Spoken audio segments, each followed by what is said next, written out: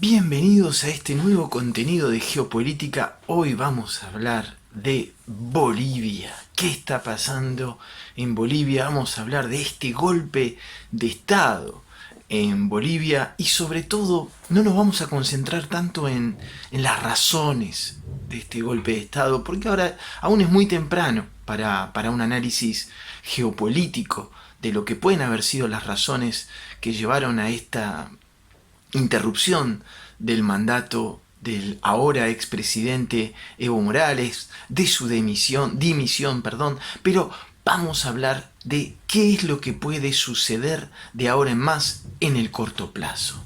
Lo primero para señalar es que Bolivia en estos momentos arde, ¿sí? Y arde, esto es muy interesante de entender, en medio de una América del Sur completamente en llamas. También de eso entonces vamos a hablar.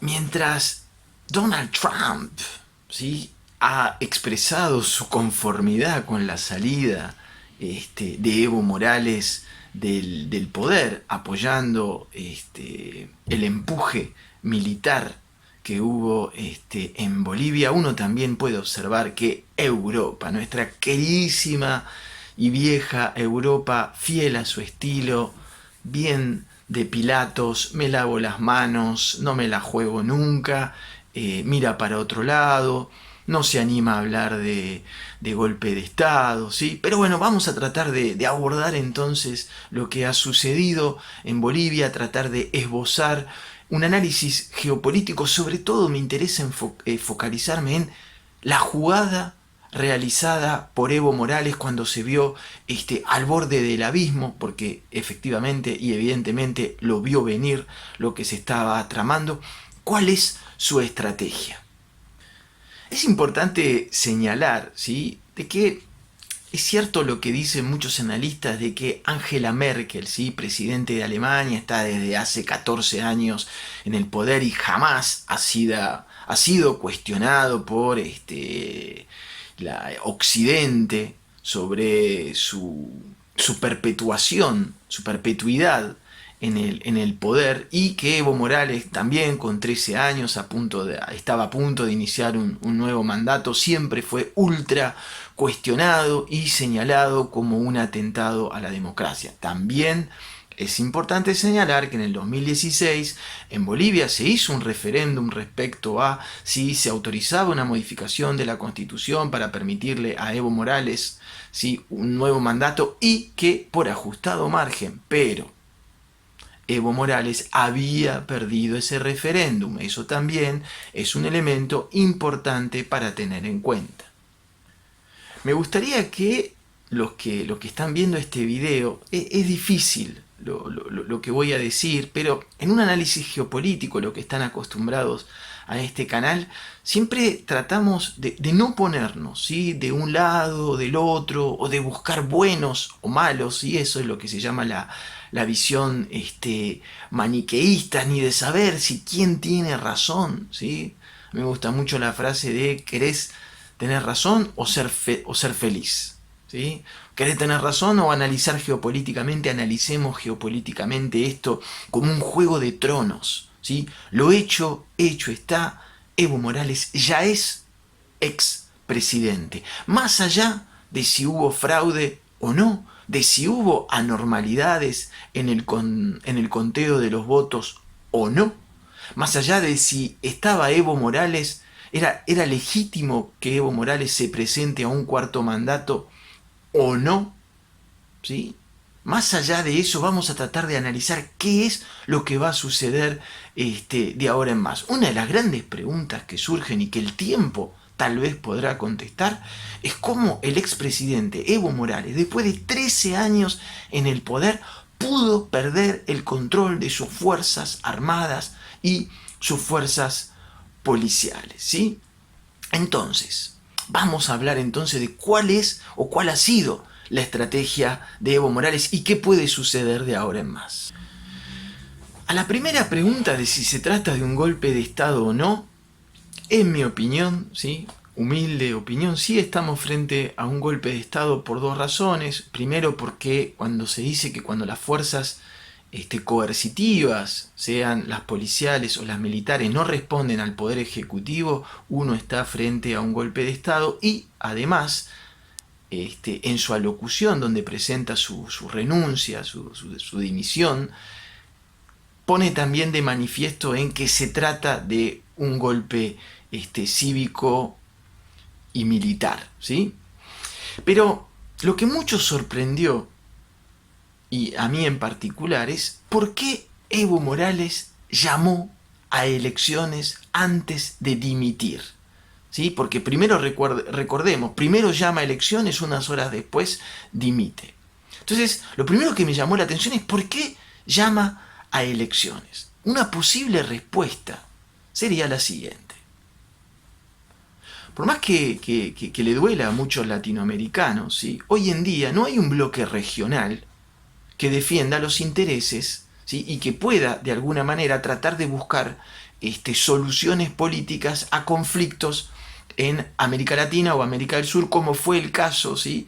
Del efímero bloque regional UNASUR, etc. Y hoy en día el único bloque regional con la suficiente fuerza y consenso geopolítico para poder tratar de accionar en América Latina es la OEA, la Organización de los Estados Americanos, que muchos dicen que está en manos de Occidente, pero les guste o no, hoy en día es el último bloque. Y la OEA era la que había denunciado irregularidades, ¿sí? Sobre todo en todo lo que era el servicio informático del conteo de los votos, había denunciado la necesidad de volver a efectuar las elecciones. Entonces uno imagina que Evo Morales, viéndose al borde del abismo, como en el que se encontraba, decidió jugar la carta de la OEA. Es decir, voy a hacer lo que la OEA me está recomendando de decir, porque ese es tal vez la única manera de tener alguna chance frente al golpe de Estado que se viene, de que me dejen presentar a mí como Evo Morales, o bien, si no me dejan presentarme a mí, que puedan dejar presentar a un eventual sucesor en las próximas elecciones que seguramente la OEA ya estará presionando para que se realicen lo más rápido posible. Evo Morales decidió jugar el juego de la OEA porque vio en la OEA parecería su única carta de poder tener alguna chance de él o su partido político pueda recuperar el poder en una Bolivia hoy sumergida absolutamente en el caos. Después habrá tiempo de analizar las razones, ¿sí? Si Evo Morales estuvo demasiado tiempo en el poder, si las mismas clases o poblaciones que él ayudó a salir de la pobreza se le dieron vuelta, no pudo controlar la policía, terminó creando un resentimiento sobre las poblaciones que no se consideraban indígenas, si no pudo resolver la pobreza extrema como muchos lo acusan, sea como sea, si siempre tuvo un discurso demasiado politizado. Hay muchas razones por las cuales uno puede evaluar, uno no puede decir que hay una sola razón, es un conjunto de razones las que la historia y el tiempo podrá llevarnos al análisis, pero si nos concentramos en lo que va a suceder o en lo que puede suceder en los próximos meses, el rol de la OEA será seguramente, le guste o no, un rol decisivo y seguramente habrá mucha presión internacional para que se realicen nuevas elecciones en Bolivia, para que haya una salida institucional al conflicto. Hasta entonces difícilmente pueda haber paz en Bolivia. Estamos imaginando seguramente una Bolivia militarizada y que solamente una llamada a elecciones tal vez pueda calmar el juego, y hay que ver qué va a pasar respecto a si le permitirán a Evo Morales presentarse de nuevo, si Evo Morales querrá presentarse de nuevo, o si jugará la carta de un sucesor de un delfín, y cómo se tomará el statu quo hoy en Bolivia en manos de la oposición después de mucho tiempo, permitirle, ¿sí?, al partido político de Evo Morales de volverse a presentar, cómo votará la gente, con qué y cuál será la idea, qué es lo que tendrán en cuenta los bolivianos a la hora de reelegir o no a Evo Morales o a su sucesor, o a volcarse para el lado de la institución. Muchos interrogantes se abren en esta nueva página de la historia de Bolivia, de nuestra hermana Bolivia, que hoy está sucediendo. Finalmente no podemos dejar de nombrar, ¿sí?, un contexto latinoamericano al rojo vivo. ¿Sí? Este 2019 nos muestra una América Latina, ¿sí?, y sobre todo América del Sur al rojo vivo. Recordemos, Chile en llama con la constitución pinochetista al borde del abismo, Ecuador rehén también de las protestas sociales, Brasil entre el imprevisible y polémico Bolsonaro y la liberación de Lula. Promete también un Brasil muy, muy polarizado y muy, como dicen los brasileros, quenchi. Colombia con un proceso de paz en estado vegetativo, donde muchos exguerrilleros deciden volver a tomar las armas, otros deciden continuar con el proceso democrático. Un presidente Duque que uno no ve que se pueda consolidar en el poder, el uribismo preso también de lo que pueda suceder en las causas que la justicia está persiguiendo a Álvaro Uribe. Entonces un Colombia muy complicado, un Venezuela que ya lo hemos visto, colapsado socialmente, económicamente, políticamente, ¿sí?, con un éxodo migratorio impresionante. Perú paralizado totalmente por la corrupción, los entramados políticos, con los últimos 5 presidentes condenados, imputados o bien prófugos de la justicia. América Latina en llamas.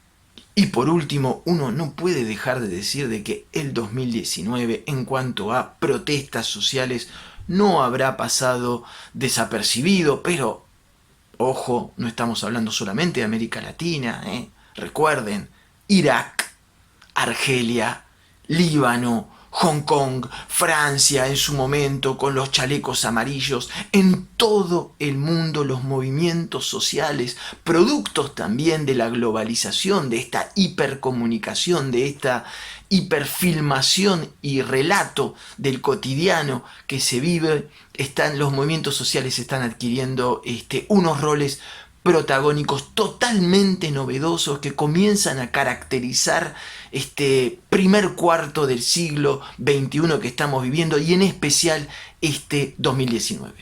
Como siempre, te agradezco muchísimo que te intereses a la geopolítica, te agradezco muchísimo también este apoyo que siempre brindás a este canal, que trata, digo bien trata porque no es fácil, ¿sí?, de no tomar partido y de realmente analizar la geopolítica como conflictos de intereses de poder, ¿sí?, recordando lo que decimos siempre: hasta ahora lo que el ser humano ha demostrado es que podrá haber evolucionado a nivel tecnológico, a nivel de conciencia, aún falta mucho, pero no perdemos las esperanzas.